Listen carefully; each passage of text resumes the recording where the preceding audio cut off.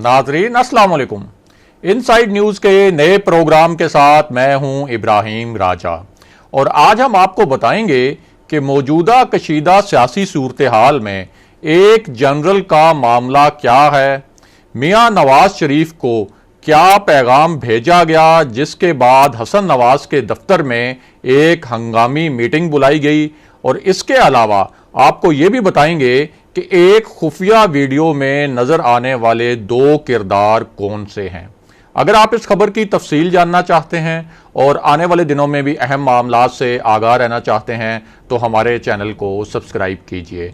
और अब बात करते हैं आज के मौजू पर, यानी मौजूदा सूरत हाल में एक जनरल का मामला क्या है और एक खुफिया वीडियो में नजर आने वाले दो किरदार कौन हैं। आपको इस मामले से जुड़े तीन अहम वाकयात और उनकी हैरान कुन तफसीलात बताते हैं ताकि आप तमाम डॉट्स को कनेक्ट करके, यानी नुक्तों से नुक्ते जोड़कर और कड़ियों से कड़ियां मिलाकर इस पूरे वाक़े को आसानी से और अच्छी तरह समझ सकें। तो आपको आगाह करें कि लंदन में मियां नवाज शरीफ के साथ एक इंतहाई अहम शख्सियत है। इस शख्सियत ने नवाज शरीफ के लिए एक बहुत बड़ा काम किया। इस शख्स को शरीफ खानदान का पुराना खैर खा समझा जाता है, या आप कह सकते हैं कि शरीफ खानदान का बहुत वफादार समझा जाता है। नवाज शरीफ इस शख्स पर कितना एतमाद करते हैं उसका अंदाज़ा आप 2 हफ्ते पहले होने वाले एक वाक़े से भी लगा सकते हैं। ये वाक़या लंदन में मियां नवाज शरीफ की रिहाइशगाह एवन फील्ड में हुआ था। मियां नवाज शरीफ ने इस शख्सियत को अपने घर बुलाया था और उससे एक अहम मामले पर मीटिंग करनी थी। गुज़िश्ता चंद हफ्तों से मियां नवाज शरीफ ने हसन नवाज के दफ्तर को सियासी सरगर्मियों का मरकज़ बना रखा है और वो अपनी रिहाइशगाह पर कम ही लोगों से मिलते हैं। उसकी बड़ी वजह यह है कि एवन फील्ड वाली जो मियां नवाज शरीफ की रिहाइशगाह है वो अब हर वक्त कैमरों की नज़र में होती है और मीडिया ज़्यादातर इस रिहाइशगाह के बाहर मौजूद होता है। इसके बावजूद मियां नवाज शरीफ ने इस शख्सियत को अपने घर ही बुलाया। अब इस दौरान आबिद शेर अली भी वहां पहुंच गए। आबिद शेर अली के बारे में आपको बताएं कि उनके पास लॉन्ग टर्म वीज़ा या बरतानवी शहरियत नहीं है, लेकिन उन्होंने बरतानिया में मुस्तकिल रहने के लिए एक हरबा आजमाया हुआ है या एक हरबा अपनाया हुआ है। बरतानिया में जैसे ही उनके वीज़े की मुद्दत ख़त्म होती है वो कुछ दिन के लिए दुबई चले जाते हैं, वहाँ से अपना वीज़ा रीन्यू करवाते हैं और फिर दोबारा बरतानिया में चंद माह रहने के लिए एलिजिबल हो जाते हैं। मियां नवाज शरीफ की सियासी सरगर्मियां शुरू होने के बाद अब आबिद शेर अली मियां नवाज शरीफ की रिहाइशगाह और हसन नवाज के दफ्तर के बाहर मंडलाते रहते हैं और दोबारा अपनी अहमियत बनाने की कोशिश कर रहे हैं।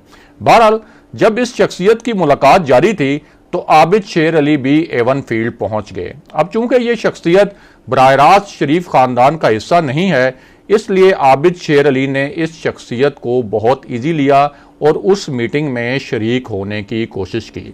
इस मीटिंग में इसहाक डार भी शरीक थे, लेकिन आबिद शेर अली को इस मीटिंग में शरीक होने से रोक दिया गया। यहाँ अहम बात यह भी है कि नून लीग पर जब मुश्किल वक्त आया तो आबिद शेर अली दीगर लीगी रहनुमाओं के साथ जिद्दोजहद करने के बजाय बैरून मुल्क चले गए, जिसकी वजह से पार्टी के अंदर उनकी अहमियत भी कम हो गई है। बहरहाल वापस आते हैं उस शख्सियत के मामले पर जिसकी मियां नवाज शरीफ से मीटिंग हुई। इस शख्सियत को कुछ अरसा पहले भी शरीफ खानदान ने एक बहुत बड़ी और ख़तरनाक जिम्मेदारी सौंपी थी और इस शख्सियत ने वो जिम्मेदारी पूरी भी की थी। ये शख्सियत आपको लंदन में मियां नवाज शरीफ के साथ अक्सर नज़र आती है और ये असल में वो शख्सियत है जिसने मियां नवाज शरीफ के लिए एहतसाब अदालत के जज अरशद मलिक की वीडियो रिकॉर्ड की थी, जिस पर एक सियासी भौचाल आ गया था। अब ज़राए के मुताबिक इस शख्सियत को एक और ख़तरनाक जिम्मेदारी दी गई थी और वो जिम्मेदारी भी कुछ अहम नौयत की वीडियोस के मुतल्लिक है। इस शख्सियत का नाम नासिर भट्ट है और इसके पास मुस्लिम लीग नून बरतानिया चैप्टर का सीनियर वाइस प्रेसिडेंट का ओहदा भी है। अब इस मुलाकात के बाद कहानी में एक नया ड्रामाई मोड़ आया। वो मोड़ क्या है उसकी तफसीलात भी आपको बताते हैं और आगे चलकर मियां नवाज शरीफ और एक जनरल के मामले पर भी बात करते हैं। तो मामला यह है कि एवन फील्ड में होने वाली मुलाकात के बाद इसहाक डार ने लंदन में 3 पाकिस्तानी सहाफ़ियों को फ़ोन किए। इन सहाफ़ियों को कहा गया कि वो हसन नवाज के दफ्तर पहुंच जाएं। हसन नवाज का जो दफ्तर है वो एवन फील्ड यानी मियां नवाज शरीफ की रिहाइशगाह से कुछ ही फासले पर है। हसन नवाज के दफ्तर का जो मरकजी मीटिंग रूम है वो इस वक्त दरअसल नून लीग का सियासी मरकज बन चुका है और सियासी दफ्तर बन चुका है। वहाँ अमूमन 15-20 अफराद हर वक्त मौजूद होते हैं। इनमें शरीफ फैमिली के लोग और नून लीग बरतानिया चैप्टर के जो रहनुमा हैं वो शामिल हैं। अब जिस वक्त हसन नवाज के दफ्तर में ये ब्रीफिंग बुलाई गई उससे कुछ देर पहले वहाँ जो मौजूद दीगर लोग थे उन्हें कहा गया कि वो वहाँ से चले जाएं। अब इस ब्रीफिंग में 2 वीडियोस और 1 ऑडियो का जिक्र किया गया। इनमें से एक वीडियो मुबैना तौर पर एक जज की है। ये वीडियो भी खुफिया तौर पर बनाई गई थी, यानी जिस वक्त ये वीडियो रिकॉर्ड की गई और इसकी रिकॉर्डिंग की गई तो उस वक्त जज को नहीं मालूम था कि उसके साथ ये सब कुछ हो रहा है। इस वीडियो की रिकॉर्डिंग के बारे में ये भी बताया गया है कि इसके पीछे भी नासिर भट्ट नामी यही शख्सियत है और नासिर भट्ट ने ही इस जज की नवाज शरीफ से मुलाकात का इंतज़ाम किया था। इस वीडियो में मुबैना तौर पर यह जज नवाज शरीफ के सामने बैठ कर बात कर रहा है और ये दावा कर रहा है कि इस पर नवाज शरीफ और मरियम नवाज के खिलाफ फैसलों के लिए दबाव डाला गया।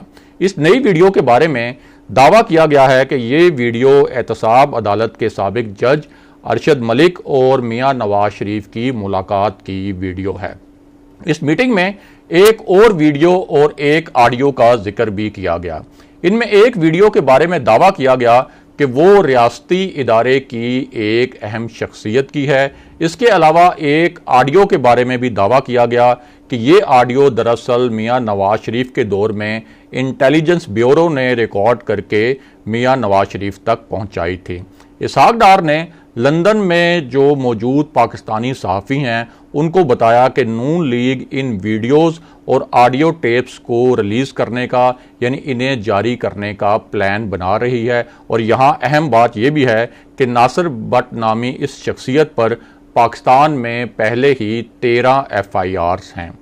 और अब बात करते हैं मियां नवाज शरीफ और एक जनरल के मामले पर। तो आपको आगाह करें कि मियां नवाज शरीफ ने अपनी तकरीर में एक वीडियो चलाने के बाद जो दावा किया था और जो मुबैना इंकशाफ किया था और जो इल्ज़ाम लगाया था उसमें 2 नए ट्विस्ट आए हैं। नवाज शरीफ ने इल्ज़ाम लगाया था कि साबिक DG ISI जनरल ज़हीरुल इस्लाम ने उनसे इस्तीफ़ा मांगा था। इसहाक डार ने तो ये दावा भी किया था कि वो इस पूरे मामले के ऐनी शाहिद हैं। इस मामले में कहा गया कि जनरल ज़हीरुल इस्लाम ने मलिक रियाज साहब को मियां नवाज शरीफ के पास भेजा और अब जनरल ज़हीरुल इस्लाम ने तो इस मामले की मुकम्मल तरदीद की है, लेकिन इस मामले में एक नया और ड्रामाई मोड़ भी सामने आया है। वो मोड़ क्या है उसकी तफसील भी आपको बताते हैं। तो मामला यह है कि पहले तो जनरल ज़हीरुल इस्लाम ने अंसार अब्बासी साहब से गुफ्तगू करते हुए कहा कि उन्होंने कभी मियां नवाज शरीफ से इस्तीफ़ा देने के लिए नहीं कहा और ना ही उन्होंने किसी को इस्तीफ़े का पैगाम देकर मियां नवाज शरीफ के पास भेजा था। जनरल ज़हीरुल इस्लाम ने इसकी 2 टोक अल्फाज में तरदीद की, लेकिन अब इस मामले में एक नई बात सामने आई है। तो आपको आगाह करें कि रऊफ क्लासरा साहब ने जनरल ज़हीरुल इस्लाम की जानिब से तरदीद के बाद मलिक रियाज साहब से रब्ता किया ताकि उनसे पूछा जा सके कि क्या जनरल ज़हीरुल इस्लाम की जानिब से इस्तीफ़े का पैगाम लेकर वो मियां नवाज शरीफ के पास गए थे। रऊफ क्लासरा साहब के मुताबिक उन्होंने मलिक रियाज को जनरल ज़हीरुल इस्लाम की जानिब से जो तरदीद आई है, जो उन्होंने अंसार अब्बासी साहब से बात करते हुए तरदीद की, उस पूरे मामले से भी आगाह किया। अब रऊफ क्लासरा साहब का कहना है कि मलिक रियाज साहब ने इस बात की तरदीद नहीं की और ये नहीं कहा कि वो नवाज शरीफ के पास इस्तीफ़े का पैगाम नहीं लेकर गए थे। क्लासरा साहब के मुताबिक मलिक रियाज साहब ने इस मामले की डायरेक्ट तस्दीक भी नहीं की और इस पर कोई ज़्यादा कमेंट भी नहीं किया, लेकिन कलासरा साहब का जो इम्प्रेशन है या उनका जो तासुर है वो ये है कि इस खबर की तरदीद ना किए जाने का मतलब ये है कि मलिक रियाज साहब ये पैगाम लेकर मियाँ नवाज शरीफ के पास गए थे। अगले प्रोग्राम तक के लिए खुदा हाफिज़।